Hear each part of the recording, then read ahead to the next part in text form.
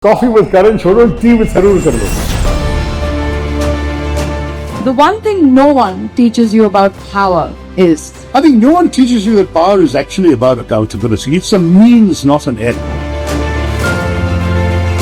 How do you deal with failure? You are not a failure. Something you tried to do failed. Big difference. Let's say India was a Netflix series. What would the title and one-line description be?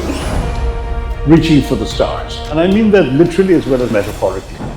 And I've walked through minefields in Bosnia. I've been to refugee camps in Somalia. It's not that I've had a cushy air-conditioned life, but this was tougher than any of that. It really was very, very interesting. But in the end, I won. If you could whisper one sentence to every 20-year-old, what would it be?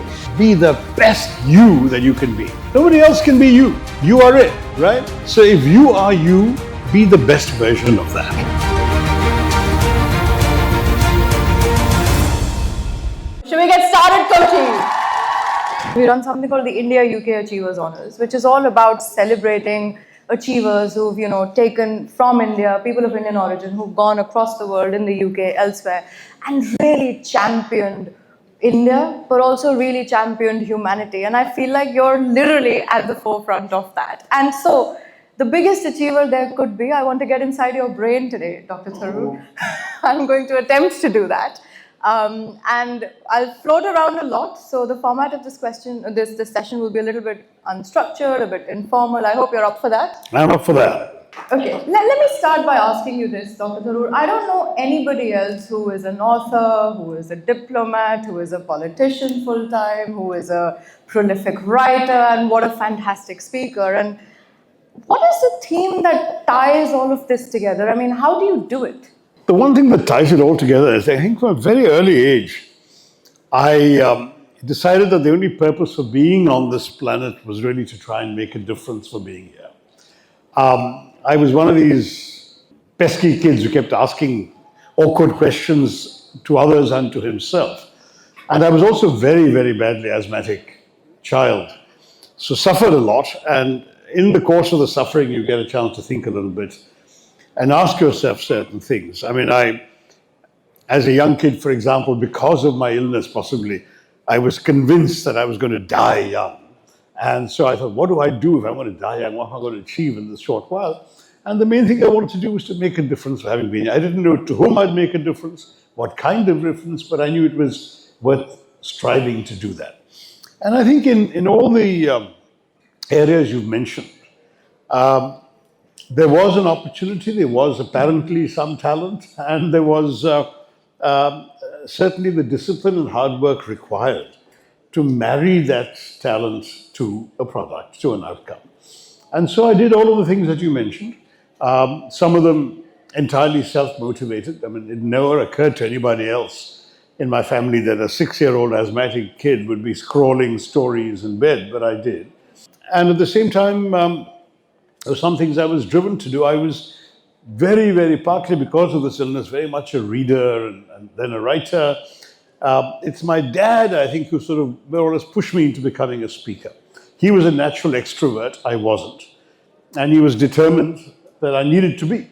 And so he sort of got me out there, pushed me into elocution contests and debate contests and theatre classes and all sorts of things. And in that process, the other side, the more visible public side of me came up as well. You touched on something, you touched on achievement. How do you define achievement and how do you define success? Because a lot of students these days, we're seeing so much stuff on Insta and we're just scrolling mindlessly through X and Twitter, and it's all about success. What does success mean to you? How do you define it? Well, I think success, there are two ways you can look at it. One is the external aspect of it. Success is the impact you make on others. If they feel that you've done something that has changed their life, their way of thinking, their way of understanding something, their knowledge, their opportunities, whatever it may be, that is success. But there's also the success, the quieter success, that comes from knowing that you have done something you set yourself to do, whether or not others acknowledge it. It's something that for me actually has been a bit of a challenge in politics, because I've discovered the hard way that a lot of politics involves having to advertise every little accomplishment. Whereas I have done an awful lot every day that I've never talked about, never produced a meme or a poster or stuck anything around the city about. And increasingly, I realize, particularly with today's younger people, that's no longer good enough. They really need to be told. And that's something where I've been found lacking. But I think ultimately, in your own heart and mind, if you know you've set yourself something to do and you've done it, that is really success. What about failure? How do you deal with failure?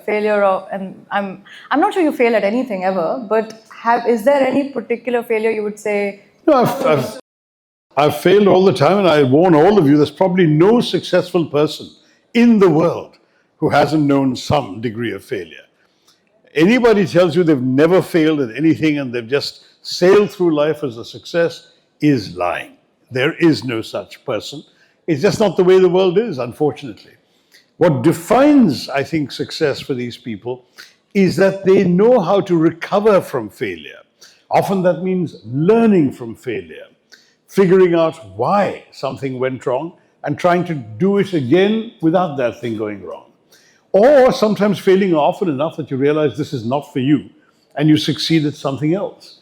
But the main thing is, there's so many cliches about, be like the wave, when you go down, let it rise again. But it's true. It really is true. This old cliche that it doesn't matter if you fall so long as you pick yourself up once again and move on. That is absolutely true. And I can speak with all the venerable experience of my decades on this planet. Don't let failure define you. You are not a failure. Something you tried to do failed. Big difference. And so it's not that you are a failure. You failed at something. You might succeed at the same something or you might succeed at something else. But you're not a failure. Don't ever let that define you. Talk to me, Dr. Tharoor, about something which, let's say you are at that point where you're on the down path, maybe you have failed at something. What gives you conviction? And maybe you're lonely. I feel that sometimes success can be lonely, but so can failure. When you're lonely, what gives you the conviction to keep going? And what do you tell yourself? I want to know what that inner dialogue is. Well, I've had a few rather spectacular failures. Perhaps the best known one was that I ran for Secretary General of the United Nations. And I lost. And I lost narrowly, which makes it in some ways harder because I had joined the UN at the age of 22. And I had done had an interesting 29 years in which I had done pretty much all the exciting things there are to do at the UN and done reasonably well at them and risen in the system to be a rather young Under Secretary General of the UN.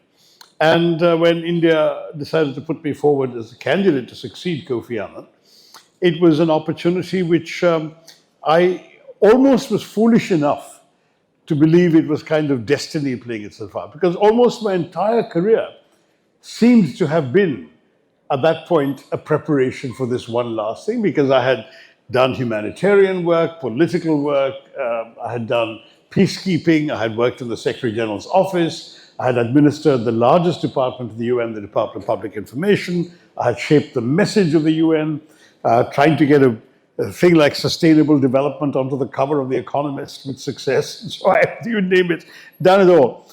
And in a curious way, the only thing left seemed to be something that would tie together all these experiences and that I could then make a real contribution, culmination of my career.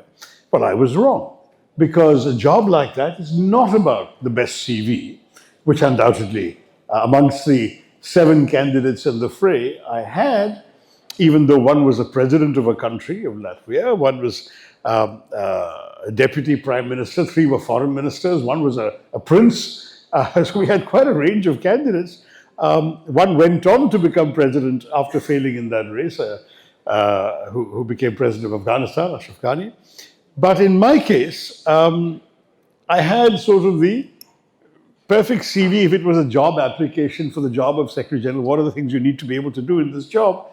I could do them all. But I'd overlooked one very simple, essential thing. It's a political choice. And it's a political choice made by 15 governments And of those 15 governments, 5 are more equal than others. In other words, they have a veto. And that is a process which creates some very interesting results. And in my case, it was a thumbs down, or as Groucho Marx would say, close but no cigar. So at that point, I was all of 50 years old, suddenly had lost this attention. I mean, I'm not suggesting that the world remembers any of this, but at those days it was page one news, the result of the election, 2006. And suddenly I was telling myself, what do I do next? I had, after all, walked into a career at the age of 22, expecting to do it for the rest of my working life. In those days, the UN's retirement age was 60. So I had not even thought of having to look for another job for another 10 years or no job at all or whatever. And suddenly you've got this, literally the entire set of assumptions on which you're standing crumbles and disappears from under your feet. So the first thing I was consoled by, and I know it sounds hokey, but it's actually true because I wrote it then, so you know it's true. I had a column in the Hindu and I wrote it at that time. The first thing that gave me that strength and consolation was the Bhagavad Gita, which tells us that you must learn the art of doing the right thing regardless of the outcome. Do the right thing without expectation of reward is what it says, but that's very difficult. Everyone doing something wants to work towards success. But when it doesn't come, ask yourself, did you still do the right thing? And I felt I had. I felt this was something that I needed to attempt to do, that in doing it and doing it well and objectively and winning over people and winning a reasonable amount of support, because I got more votes than all the other candidates, the president, the foreign ministers and so on. I lost to one foreign minister, Ban Ki-moon. But in so doing, I felt that I had actually done what I'd set out to do, and that the result is not what mattered. Now, of course, it's not an easy thing to say to yourself, especially those contesting elections. Don't try and tell them that the race was worth fighting even though you lost. Loss still has to be swallowed and internalized. But that was one major consolation. The other thing is, of course, to my surprise and without any planning, it opened up other doors and windows and opportunities that I hadn't seriously contemplated. I was interested in Indian politics. I had read and written about India, but I had never thought that in this relatively closed world, there would be room for somebody who came from a totally different background. So I was very pleasantly surprised and gratified to be asked and to be invited into politics, and I embraced it, again, without really sufficient thought, because I'd never even voted in an election. So I left India at the age of 19 to go to graduate school in America, and in those days the voting age was 21. Today it's 18, in those days it's 21. So I had not even seen the inside of an election. And suddenly here I was going to be a candidate. First time I ever voted, I voted for myself. That's what happened. But the truth is that it was also a much, much harder thing to do than I had any idea about. You know, people think that politicians have an easy life. Forget it. It's incredibly challenging and demanding, and it starts with fighting the election. And for me, it was compounded by the fact that some of the people who were planning my election activities didn't want me there. They were very resentful that this fellow had come in from some foreign country and been given the ticket that they all wanted. So they gave me a 23-hour day program in my campaign. It was quite seriously insane. In fact, the day my candidacy was announced, a group of my own party burned my effigy. That was the welcome I got. So it was very tough. And I've walked through minefields in Bosnia. I've been to refugee camps in Somalia. It's not that I've had a cushy air-conditioned life, but this was tougher than any of that. It really was very, very interesting. But in the end, I won. And fortunately, I haven't lost the habit. I've won 4 elections altogether. Fingers crossed. And may I say on behalf of India, if I may be so audacious as to say this, well, India's gain, big gain that we got you back, and the United Nations lost, right, massively. So I'm really, in a weird way, glad that happened, as difficult as that's a message. But talking of the United Nations, actually, you are, of course, you've been External Affairs Minister before, Minister of State. You're currently a chairperson of the External Affairs Committee in Parliament, and of course, you're like the most seasoned diplomat there probably is. My question to you, speaking of the United Nations, in fact, two questions on this. One is, how do you see there's a lot of talk of shift of power from the West to the East, we're living in more of a multipolar world now, etc. What do you see as India's role as this shift of power takes place? Is there a real shift of power? I'm just, really intrigued to hear your thoughts on where you think the world is actually going as we speak. There is just so much happening globally. Well, India has a lot of things going for it. It is not just the world's most populous country, which it is now, having overtaken China. It is also, in many ways, a significant experiment of two kinds. First, in developing a very poor country through democracy, which is not an easy thing to do, but which India, fortunately, has been able to stick to since independence 78 years ago, almost. But second, it's also a great experiment in the successful management of diversity. The differences of language, of color, of creed, of caste, of religion, of everything else that coexists under the same carapace of one Indian nationality. There's really nothing like it in the world. And the fact that we in India have been able to manage this diversity by and large successfully, despite eruptions, riots, violence. I'm not pretending, I'm not wishing any, I'm wishing them away, but they can't be wished away because they've happened. Still, on the whole, I have read books in my student days. I've gone to libraries and fished out books in the 1950s by world famous scholars and so on, predicting India's imminent disintegration. They were absolutely sure that this country could not survive because of all these contradictions. And boy, were they wrong. And we proved them wrong. And that's the other great thing about India. We're in the 21st century. The world is changing. If India was a brand, what words can I draw from Dr. Tharoor's dictionary to describe India's brand right now? I'll take no credit because we actually went through this exercise in 2006 when India became the guest country at Davos that particular year, and they invented their sort of brand and their brand message and their slogan, and it was plastered all over Davos. It was India, the world's fastest free market democracy. They felt those were the essential, fastest growing free market democracy. And those are the messages they want to give the world. We're growing, so we're an exciting place to be. Come and connect with us. We're free market. We're not like China. The government controls everything in the economy. And we're a democracy. And these three messages made up the brand. I would have found some way of adding diversity too, but that's my personal bias. And that's the kind of brand that I think attracts people to India. When we fail in any of those things, we will see our brand being tarnished. So those are the things we need to burnish and show the world. Dr. Tharoor, speaking of India, speaking of brand India and people getting attracted, there's all sorts of foreign institutional investment, all sorts of market entry from various firms across sectors. One of the things we've seen recently is under the new education policy, we now have foreign universities setting up campuses in India, which is great. Of course, we've got University of Southampton, which, as it happens, we at NISAU supported the setup in the Gurgaon campus for. Where's the campus coming up? It's going to be in Gurugram, in Delhi NCR. And I think we're about to open in July, August, but the British Council can correct us, August.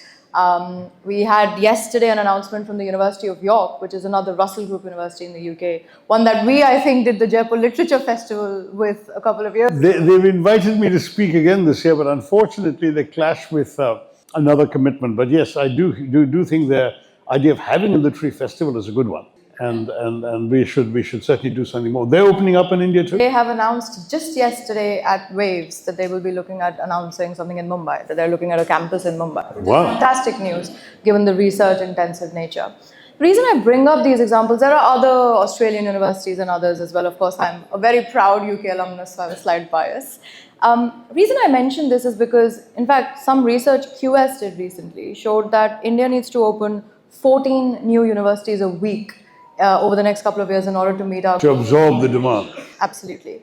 And of course, we will need foreign universities coming in. We'll need the whole sector, the higher education sector, to really internationalize at scale, at speed, at pace, and grow with that infrastructure. But the reason I ask you this question is because I feel like today, the role of a university needs to evolve. So my question for you really is, as we're doing all this, there's foreign universities entering, there's all this data being thrown around about universities. To your mind, what is the role of a university today, and what does an ideal university in India for the world, for Indians, look like? Well, I think every university, whether in India or elsewhere, has to strike a balance between the classic role of the university, which is the cultivation of the mind for its own sake, and the new emphasis on employability, which is very, very big. Increasingly, parents are spending so much money, they want to get their kids a job at the end of that, and a job that will start paying back what they've spent. And the question of how do you strike a balance? You can't and should not reduce the study of English literature to communicative English for call center employees. You can't reduce the study of history to sort of reinventing your past in order to justify chauvinism today. You can't reduce each of these complex subjects into purely utilitarian, job-oriented purposes. But equally, you must appreciate that very few people can afford to have a purely ivory tower education, completely divorced from what the job market wants. Now, the worst situation, and this is a challenge facing India in particular, is that many universities are trying to be utilitarian, but are not doing it very well. I'll give you one example, engineering. We produce, I think, 750,000 engineers every year in India. But many of them are actually not properly qualified. The organization that I founded and led for a few years in the Congress Party, the All India Professionals Congress, conducted a survey amongst Kerala engineering graduates. And they asked several thousand graduates about what they're doing now. And they discovered that 66% of these graduates were in jobs that did not require an engineering degree. So the degrees they had were either so irrelevant to the marketplace or no jobs available for them, or the marketplace didn't have enough need for the qualification they required. Now, this is something that we need to get better at. And it's something which I would like very much to see happening in a more conscientious way. What are the demands of the job market? What are the demands of the students? And of course, ultimately marry them both in a constructive way. Now, you're talking about the fact that, yes, you can now open universities in India, and that's great. There's private universities coming up. There's more and more involvement of the private sector in education, which I think is not at all a bad thing, because they often have the resources that are not available to public sector universities, particularly in the state sector. You may have central universities, Delhi University is financed, in a fairly adequate way. But I've been, for example, to Bundelkhand University in Jhansi, where they didn't have the money for a nail to put their sign up properly when the sign was dangling. And for a year, the sign for Bundelkhand University was actually hanging from one nail and sort of, literally, that's the kind of situation you are. Many of these state universities just don't have the money. Private universities do, and they can therefore offer a quality of education. The flip side of that is not everybody can afford a private university, and we need to get them to offer more merit scholarships so that poorer students can also get the benefits of private universities. Secondly, you mentioned foreign universities. I'm all in favor of the legislation. I backed it when I was minister. Very briefly, for a year and a half, I was minister in the education ministry.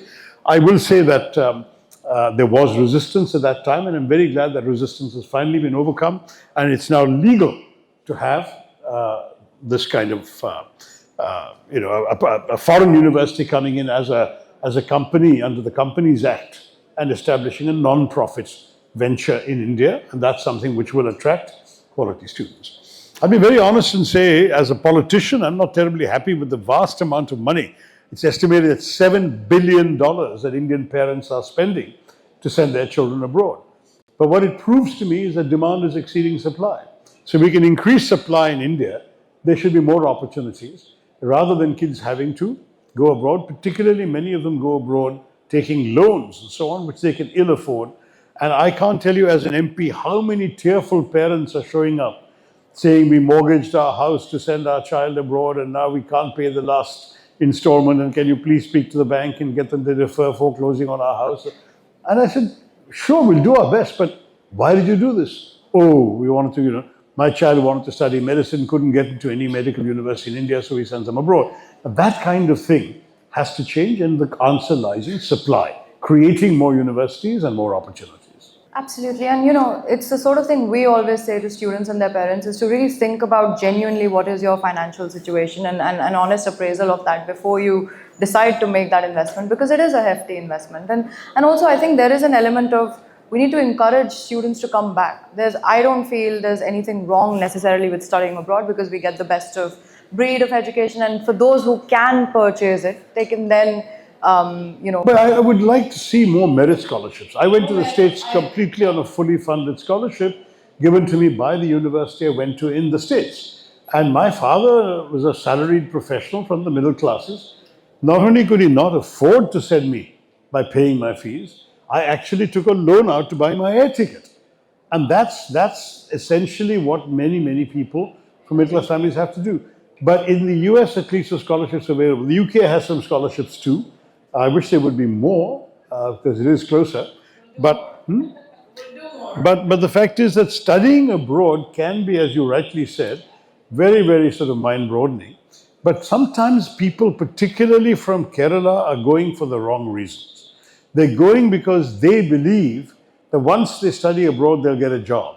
I've had in the last month 3 parents come to me whose children had first-class degrees from very good universities in the UK and cannot find a job, even though it's now legal for 2 years, they have the right to work in the UK. And they're desperate, they're sending money they don't have to support their child in England, where the child is looking for a job. So people have to realize it's not that easy. It's not, there's this illusion that things are much easier abroad. You go abroad and you immediately land a job. Sorry, that's not true. There are very many people in debt, many people struggling, many people unemployed or doing menial labor in order to keep themselves alive or looking for the job they qualified for. But those jobs are few and far between, certainly in the UK. I think as global growth slows down, we need to be very aware. And I think we have to encourage as many students as possible to get that work experience, but come back to contribute to, what is a thriving economy or at least a growing economy now, where I think a fair bit of the opportunity is here at home in India. But let me move us on to another segment that I was thinking of. So we're going to do this, as they say, rapid fire style, coffee with Karan style. Coffee with Karan, chodo, tea with Tharoor kar do. Tea with Tharoor. Can we please get some tea? I'm going to say a few questions, and of course we are in Tharoorian style now, going to answer them very rapidly. Okay, so let's start. Let's say India was a Netflix series. What would the title and one-line description be? I don't watch Netflix series, there's no time. So I was just talking to a friend who was telling me about this Netflix series, Arab-Israel tension, called Fauda. So I said, India will probably be called Sauda. Which is that there is unfortunately, a lot of buying and selling taking place, including of people. No, but that's a bit cynical. If India were a Netflix series, I hope it would be one about reaching for the stars. And I mean that literally as well as metaphorically.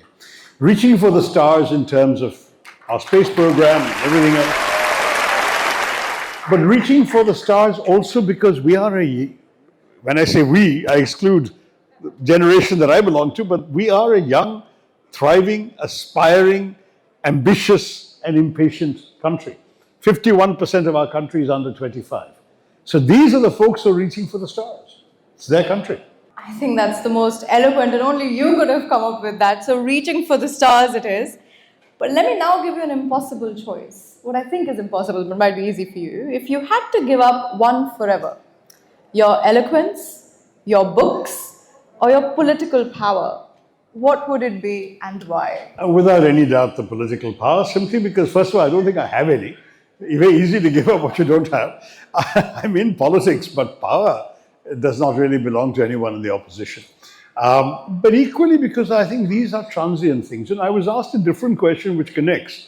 How would you like to remember something? I said, look, the fact is I may be all of these things you mentioned, but I'm already a former minister. One day I'll be a former MP. But I hope and intend never to be a former writer.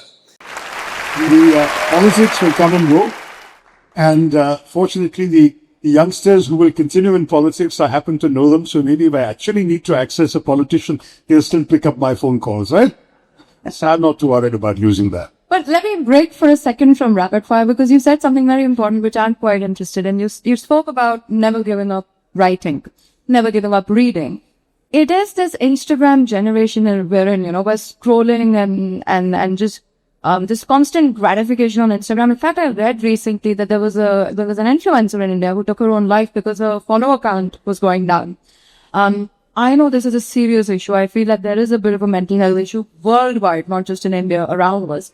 Now, I remember, was like the first main politician, I think, to take to Twitter, if I'm not wrong. Is that right? Twitter, yeah. Yes, back in the day when it was Twitter. 2000 and whatever it was, yeah. I mean, and the truth is that going into social media at that time was a controversial choice with everybody because the media resented it. Okay. They said, why is this guy trying to bypass us and reach the public directly? So they went after me and made anything I said on Twitter into a controversy.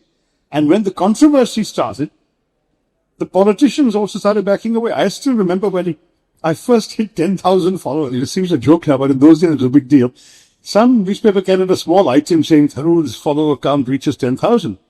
And some very senior people, I won't even mention the titles, these are very, very senior people in our country, said to me, what is this thing? How do you get 10,000 followers? We kill for a crowd of 10,000. Tell us. And the next day there was some silly controversy about something I'd said on Twitter. And they all backed out, this is not for us. And that became part of the thing. In fact, I remember giving an interview to, I think it was the Helka magazine, way back at the end of 2009. I was 6 months in government, 6 months a minister, 6 months an MP. And this whole Twitter controversy was already raging. And I said, look, whatever you may say, one of the questions asked was, it doesn't sound like a serious thing for a politician to do. I said, do Yahoo and Google sound like serious thing for people to do? But you just get used to the terms, right? One day people get used to Twitter. And I said, what's more, I'm convinced that within 10 years, I said that in 2009, within 10 years, every politician in India would have to be on Twitter to get their message out. Now, I didn't use the generic term social media because there wasn't anything else at that time. There was no WhatsApp, no Facebook, no LinkedIn, no Insta. All of those things didn't exist, just Twitter. But that thing turned out to be completely prescient. I'm very proud of that because within 5 years, every major had to be. In 2014, when Narendra Modi became Prime Minister, he obliged every member of his cabinet to open a Twitter account. Right. So that's the way in which essentially the political world of social media changed. But your question, I think, goes beyond that. It's about in such a world. What is your advice to young people? Because there is some well-being issues here in terms of the algorithm. No question. You're totally correct about that. One thing for all of you, I would say, is limit the time you spend on it, simply because it is addictive. And the more time you spend on it, because that's time you have for doing anything meaningful. Secondly, be conscious that whatever you get on social media may satisfy, please, or even inform you in certain ways, but is no substitute for engaging with more complex ideas, more in-depth reading. I mean, I signed a petition of some writers last year from Europe about the alarming decline in book reading. Now, in Kerala, that's not happening. We're still reading books a lot. I'm about to go and launch another book this afternoon after this event. But it is also true that if you don't read books, you do not do what is called complex reading. You may get very interesting ideas and facts summarized on WhatsApp or LinkedIn or Insta, but those are bite-sized bits of information. Your attention span is limited by what you're reading. Your comprehension goes down as a result. There is no substitute for more in-depth reading of longer material, more complicated material that challenges your mind. So that's something else that I want to tell people. And then finally, on the mental health aspect, again, what I said about failure at the beginning, I'll say it again. Don't let this define you. Don't let comments on social media completely change your mood for the day, whether for the better or for the worse. Don't let the need to project a certain image of yourself take over the real question of who you actually are and what you really do. There's so many people now who seem to almost want the world only to believe that they are what they're showing on their Instagram feed. And the truth is, no one is like that. I mean, when you think about it, if somebody posts even, say, a dozen photographs in a day, That's 12 seconds worth of moments of a day that at least occupied, I hope, 12 hours, if not longer. So what is it worth? What does it say? My own urging to you is treat it as a diversion, treat it sometimes as a source of information, treat it perhaps as a pleasure, as a joy, something you have fun doing. Speaking of reading, writing, thinking, if Oxford was to invent a word to describe Dr. Shashi Tharoor, what word might that be? I am guilty of throwing some words into the mix in politics in India, which have come subsequently to be hung around my neck. I mean, it's only in the last year or so that parents have stopped wheeling out their little kids whenever they see me saying, "Tell Uncle Floxinosin," Floxinosin nihilipilification, which is an old joke about the act of estimating something as worthless. So, in some ways, I don't want to go down that route of words. But I must say that that Indians have an appetite for learning, and that includes learning words. Whether they're words that ever use again or not is another matter.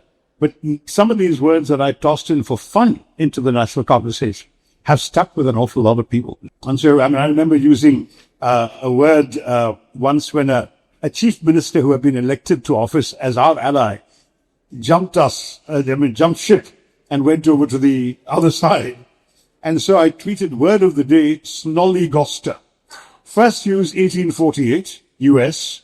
Definition, a shrewd and unprincipled politician. Latest use today. I didn't mention his name, his state, his title, nothing. Everyone knew what I was saying. And since then, I've seen snollygoster used in a dozen different articles on Indian politics, simply because, this word which had been dead since the mid-19th century, I throw it into the mix. I had fun like that. I think Oxford gets a lot of hits because of you, which they otherwise wouldn't stop getting. They actually once tweeted when I talked about a particular journalist having done a story that I thought was a farrago of distortions, misrepresentations, and outright lies. Farrago simply means a mishmash, a mix-up. And the Oxford tweeted that we're utterly mystified as to why there have been 1 million searches for this word, which never in our history have more than 6 or 7 people looked it up. And most of these searches are from India. Tell us what's going on. Somebody told them. Okay, I'm going to throw you some sentence prompts, and I want you to complete them very quickly. Okay. The one thing no one teaches you about power is? I think no one teaches you that power is actually about accountability. It's a means, not an end. There are too many people who want power for its own sake. I want to be powerful. I want to have a position of power. They never ask why. If you could whisper one sentence to every 20-year-old, what would it be? Be the best you that you can be. First of all, know who you are. By now, at the age of 20, you should have a pretty good idea what you're good at, what you're not so good at, what your qualities are, what your weaknesses are, what your strengths are. If you haven't figured that out, then sit down one day in a closed room and figure that out. Because everyone by that age, if not sooner, should have a pretty good sense of those things. And then be the best you that you can be. Nobody else can be you. You are it, right? So if you are you, be the best version of that. Be the best Sanam Arora you can be the best Shashi Tharoor you can be, and be the best whoever you are. And ultimately, the world will take care of itself. Because your fundamental duty is to not let yourself down. What do you think is one thing young Indians are getting very right, and one thing they're perhaps not getting so right? No, I think Indians are certainly very open to the world. It's quite striking how global-minded Indians are, considering that our country is a world unto itself. And yet, even in small towns in Bihar or Jharkhand, they'll come across people who are following what's happening globally, who are awake, interested, and that's great. There's a sense that why are we we're not inferior to any of these people. If they can do it, why can't we do it? That's a great thing. That's what we're getting right. What we're getting wrong, I fear, is dividing ourselves on utterly stupid grounds of identity.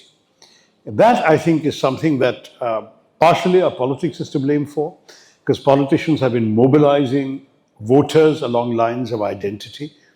And that is something that has done us already some damage, but could do us much more damage. I was the person at the United Nations who dealt with the civil war in the former Yugoslavia. And I can't tell you how painful it was to watch a country that had existed only for about 70 years at that point that in those 70 years, we've only existed for not much longer, right? 70 years, they had had a collective sense, different ethnicities, or not even ethnicities, strictly speaking, not ethnicities or races, there were different religious and linguistic formulations coming together in one country with a common identity of Yugoslav, tearing themselves apart. And not just tearing themselves apart in terms of politics, but even in terms of human violence against each other. Purely on the grounds, he is a Muslim, I am a Serb, she is a Croat, this kind of thing, it just created a kind of horror story that I witnessed firsthand for 5 or 6 years. And watching, I was talking to people who couldn't believe it was happening to their country because they had become very proud of and conscious of their Yugoslav identity, and they couldn't understand how anybody could start breaking up that identity to something else. And then I also met people who are passionate about a much more narrow sectarian identity and who wanted to fight for and hold that up. And I don't think we can afford to be complacent about the dangers this represents. That was a country which tore itself apart in civil war and deaths and conflicts. I don't want to even see a fraction of that happening in my country. We've got to remember what Martin Luther King so brilliantly said, that you should judge a human being not by the color of their skin, he said, but by the content of their character. And that's how I've always been. That's how I want every Indian to be. Don't judge somebody by their caste, by their religion, by their language, by their appearance. Judge them by who they are, what they do, how they behave, the content of their character. That's all that should matter. Dr. Tharoor, I could go on forever and ever and ever.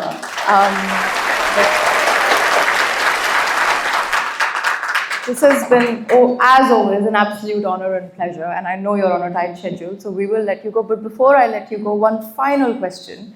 What's one piece of advice for any young Indian anywhere in the world who's studying abroad, studying in India, working abroad, working in India?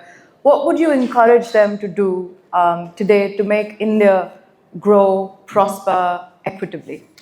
I think if all of us were motivated by the desire to do better, that is for ourselves to do better, to learn more, we never stop learning, right? I mean, I hope you realize I'm probably older than the parents of many of the young people in this room, and I can tell you that I haven't had a single day in my life where I haven't tried to learn something and I haven't learned something. It can be just a new word, it can be a new idea, a new bit of information, a new insight. It can be anything, meet a new person, but always be open to learning new and thereby to bettering yourself.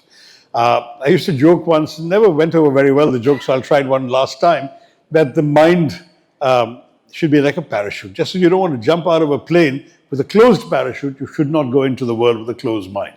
And that open mind is going to be extremely important as a means of getting better. If every Indian strived all the time to get better, you think India as a whole won't get better? Of course it would. And so that betterment, individual as well as national and social, is the answer. Dr. Shashi Tharoor, thank you so much. It's been an absolute privilege. Thank you very, very much.